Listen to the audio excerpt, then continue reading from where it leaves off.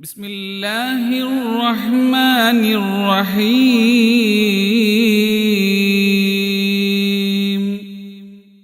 അസ്സലാമു അലൈക്കും വറഹ്മത്തുള്ളാഹി വബറകാതുഹു. പ്രിയപ്പെട്ട സഹോദരങ്ങളെ, പരിശുദ്ധമായ റമദാൻ മാസം നമ്മിൽ നിന്ന് വിടവാങ്ങിയിരിക്കുകയാണ്. ശവ്വാൽ മാസം സമാഗതമായി. പരിശുദ്ധ മാസം 30 ദിവസം നമ്മൾ നോമ്പ് നോറ്റു.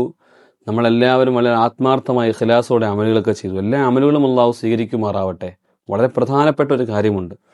റമദാൻ സ്വീകരിച്ചിട്ടുണ്ടോ ഇല്ലയോ എന്നുള്ളതിൻ്റെ അടയാളം വളരെ ശ്രദ്ധയോടെ നമ്മൾ സ്വന്തമായിട്ട് ചിന്തിക്കണം.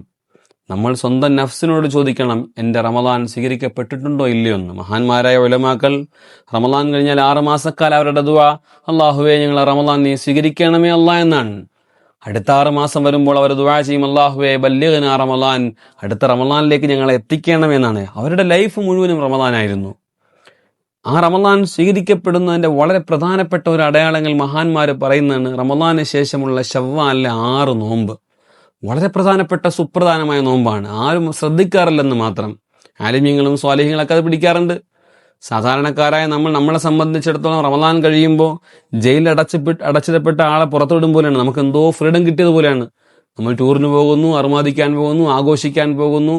പക്ഷെ അതുകൊണ്ട് നമുക്ക് സംഭവിക്കുന്ന ഒരു ബുദ്ധിമുട്ടെന്ന് പറഞ്ഞാൽ, നമ്മൾ പിടിച്ചു കൊണ്ടുവന്ന നോമ്പിന്റെ ചൈതന്യം ഒരൊറ്റ ദിവസം കൊണ്ട് നശിപ്പിച്ച് കളയാണ്. പെരുന്നാളോടുകൂടി തന്നെ എന്തോ ഒരു ഫ്രീഡം കിട്ടിയതുപോലെയാണ്. അങ്ങനെ ആവാൻ പാടില്ല. റമദാൻ സ്വീകരിക്കപ്പെട്ടിട്ടുണ്ടോ ഇല്ലയോ എന്നുള്ള ആശങ്ക വലിയ ഒരു ആശങ്കയാണ്. അൽ മുഅ്മിൻ എന്ന് പറഞ്ഞാൽ തന്നെ ബൈനൽ ഖൗഫി വർ റജാ എന്നാണ്.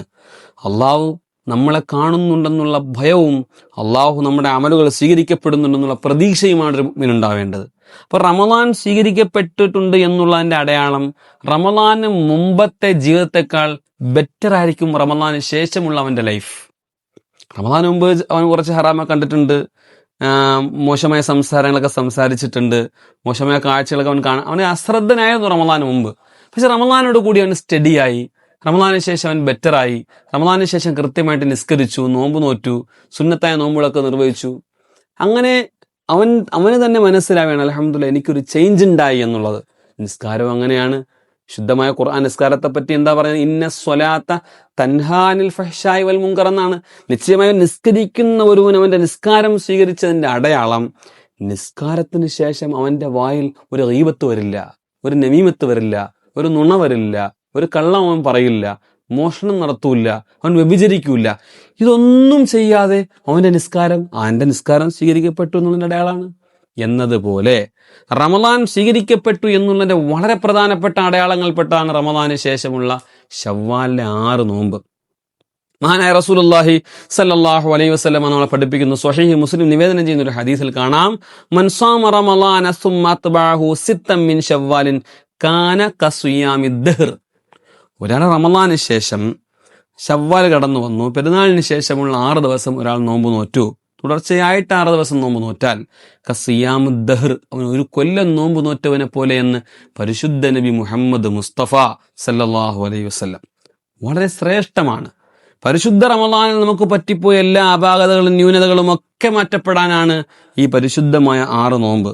മഹാനായ റസൂലുള്ളാഹി സ്വല്ലല്ലാഹു അലൈഹി വസല്ലം നമ്മളെ പഠിപ്പിക്കുന്നുണ്ട്, സിയാമു ശഹ്രി റമളാന ബിഅശറത്തി അശ്ഹുരിൻ വസിയാമു സിത്തത്തി അയ്യാം ബഅദഹു ബിശഹ്റൈൻ ഫദാലിക സിയാമുസ് സന. പരിശുദ്ധ റമളാൻ മാസത്തിന്റെ നോമ്പിന്റെ പ്രതിഫലം എന്ന് പറഞ്ഞാൽ അത് 10 മാസം നോമ്പ് നോറ്റതിന്റെ പ്രതിഫലമാണ്. 6 നോമ്പ് ശേഷമുള്ള ശവ്വാലിലെ 6 നോമ്പ് 2 മാസം തുടർച്ചയായിട്ട് നോമ്പ് പിടിക്കുന്ന കൂലിയാണ്. അങ്ങനെ 1 വർഷത്തെ കണക്ക് മഹാന്മാർ നമ്മളെ പഠിപ്പിക്കുന്നുണ്ട്. പ്രിയപ്പെട്ട സഹോദരങ്ങളെ, എന്തായാലും അത് വലിയ പുണ്യമുള്ള അമലാണ്. നമ്മൾ പരമാവധി അത് പിടിച്ചു വിടുക. ഇനിയിപ്പോൾ അടുത്ത് ഒരു 6 നോമ്പ് കണ്ടിന്യൂസ് ആയിട്ട് പിടിക്കാൻ കഴിയാത്തവൻ ആ ശവ്വാൽ ഏതെങ്കിലും 6 ദിവസം പിടിച്ചു വിടിയാലും മതിയാവുന്നതാണ്. എന്നാലും ആ പ്രതിഫലം കിട്ടുമെന്ന് പറയുന്ന ഉലമാക്കൾ ഉണ്ട്. ഏറ്റവും ശ്രേഷ്ഠം തുടർച്ചയായിട്ട് 6 നോമ്പ് പിടിക്കലാണ്. മഹാനായ റസൂലുള്ളാഹി സ്വല്ലല്ലാഹു അലൈഹി വസല്ലം നമ്മളെ പഠിപ്പിക്കുന്നുണ്ട്, ഫർള് നമസ്കാരത്തിന്റെ ന്യൂനതകളെല്ലാം ഫർള് നമസ്കാരത്തിന്റെ ന്യൂനതകളെല്ലാം സുന്നത്ത് നിസ്കാരങ്ങളിലൂടെ വീടുമെന്നാണ്. ഫർള് നിസ്കരിക്കുന്ന ഒരാളെ ഖിയാമത്ത് നാളിൽ കൊണ്ടുവന്നു, മലക്കുകളോട് ചോദിക്കും, അവൻ നിസ്കരിച്ചിട്ടുണ്ട് പടച്ചവനെ, അവന്റെ നിസ്കാരം പരിപൂർണമാണോ? നിസ്കാരത്തിൽ കുറെ അപാകതകളുണ്ടല്ലോ റഹ്മാനെ. എന്നാൽ അവന്റെ സുന്നത്ത് നിസ്കാരങ്ങളിലോട്ട് നോക്ക്, അങ്ങനെ അവൻ്റെ സുന്നത്ത് നിസ്കാരം പരിശോധിക്കുമ്പോൾ അവൻ റവാത്തിവ് മുമ്പും ശേഷം നിസ്കരിച്ചിട്ടുണ്ട്. എന്നാൽ അവൻ്റെ ഫർദിലുള്ള അപാകതകളെല്ലാം സുന്നത്തിൽ പരിഹരിക്കാൻ അള്ളാഹു പറയുമെന്ന് പരിശുദ്ധ ഇസ്ലാം നമ്മളെ പഠിപ്പിക്കുന്നുണ്ട്. പ്രിയപ്പെട്ട സഹോദരങ്ങളെ, ഇത് വളരെ പ്രധാനപ്പെട്ട കാര്യമാണ്. അള്ളാഹുവിൻ്റെ റസൂൽ മുഹമ്മദ് മുസ്തഫ സല്ലല്ലാഹു അലൈഹി വസല്ലം തങ്ങൾ നമ്മെ പഠിപ്പിച്ചിരുന്ന പരിശുദ്ധ ഹദീസുകളാണ് ഈ പറയുന്നത്. അതുകൊണ്ട് ഒരു കാരണവശാലും നമ്മൾ ഈ നോമ്പ് വിട്ടുകളയരുത്. ആ ഒരു ചൈതന്യവും ആ ഒരു മഹാത്മ്യവും നമുക്ക് കിട്ടി എന്നുള്ള അടയാളമാണ്. പിടിക്കാൻ തോന്നുക തന്നെ. ചില ആളുകളുണ്ട്, അവർ റമദാൻ എങ്ങനെയൊന്നും കഴിഞ്ഞു കിടന്ന് കിട്ടിയാൽ മതി എന്ന് ആഗ്രഹിക്കുന്ന ആളുകളുണ്ട്. അവരുടെ അന്ത്യം മോശമാകുമെന്നാണ്. എങ്ങനെയെങ്കിലും ഒന്ന് കഴിഞ്ഞ് കിടന്ന് കിട്ടിയാൽ മതി എന്ന് ചിന്തിക്കുന്ന കുറേ ആളുകൾ ഈ റമദാൻ മാസത്തിൻ്റെ ഉള്ളുണ്ട്. അവർ നോമ്പ് പിടിച്ചിട്ടുള്ള കാര്യം എന്താ? അങ്ങനെയുള്ളവൻ്റെ അന്ത്യം മോശമാകുമെന്ന് മഹത്തുക്കൾ പറയുന്നുണ്ട്. സഹോദരങ്ങളെ, വളരെ ഗൗരവമാണ് കാര്യം. എന്തായാലും ഇമാം നവവി റളിയല്ലാഹു അൻഹു പറയുന്നു, സിയാമു റമളാന ബി 10 അശ്ഹുരിൻ വസിത്തത്തി ബിശഹ്റൈൻ ഫയസീറു ദാലിക സനത കാമില. അങ്ങനെ ഒരു വർഷം പരിപൂർണമാകുന്നത് 12 മാസം നോമ്പ് നോറ്റ പ്രതിഫലം കിട്ടുമ്പോഴാണെന്ന് ഇമാം നവവി തങ്ങൾ പറയുന്നുണ്ട്. ഇന്ന മുആവദത സിയാമി ബഅദ സിയാമി റമളാൻ അലാമത്തുൻ അലാ ഖബൂലി സൗമി റമളാൻ. ഇബ്നു റജബുൽ ഹംബലി തങ്ങൾ പറയുന്നുണ്ട്, 6 നോമ്പ് പിടിക്കാൻ അവൻ ടെൻഡൻസി ഉണ്ടാവുന്നത് തന്നെ അവൻ്റെ റമളാൻ സ്വീകരിച്ചു എന്നുള്ളതിൻ്റെ അടയാളം എന്നാണ്. നമ്മൾ 30 നോമ്പ് നോറ്റു, നമ്മൾ തറാവീഹ് നിസ്കരിച്ചു, ഖുർആൻ ഖത്തം ഓതി, സ്വതക്ക ധാരാളം കൊടുത്തു. ഇതൊക്കെ ചെയ്തുകൊണ്ട് അള്ളാഹു സ്വീകരിക്കണമെന്ന് യാതൊരു ഒരു നിർബന്ധവുമില്ല. പിന്നെ എന്താ നിർബന്ധം? നമ്മൾ അതിന് ശേഷമുള്ള ആഫ്റ്റർ ലൈഫാണ് നമ്മുടെ റമദാൻ സ്വീകരിച്ചിട്ടുണ്ടോ ഇല്ലയോ എന്നുള്ളതിൻ്റെ മാനദണ്ഡം. എന്തായാലും അള്ളാഹു നമ്മിൽ നിന്ന് കബൂൽ ചെയ്യുമാറാവട്ടെ. പരിശുദ്ധമായ മഹാന്മാരായ ഉലമാക്കൾ ഈ വിഷയത്തെ പറ്റിയിട്ട് പറയുന്നു, പെരുന്നാൾ ദിവസം ശവ്വാൽ 1 നോമ്പ് ഹറാമാണ്. ശവ്വാൽ നമാസ് 1 നോമ്പ് പിടിക്കൽ ഹറാമാണ്. പെരുന്നാൾ ദിവസം നോമ്പ് ഹറാമാണ്. ശേഷമുള്ള 6 ദിവസമാണ് നമുക്ക് സുന്നത്താക്കപ്പെട്ടത്. അതുകൊണ്ട് എൻ്റെ പ്രിയപ്പെട്ട സഹോദരങ്ങളോട് ഞാൻ സുദീർഘമായിട്ട് അതിനെ പറ്റിയൊന്നും പറയുന്നില്ല. എന്തായാലും അതിന് ആത്മാർത്ഥമായിട്ട് നിങ്ങൾ നോമ്പ് പിടിച്ചു വിടുക.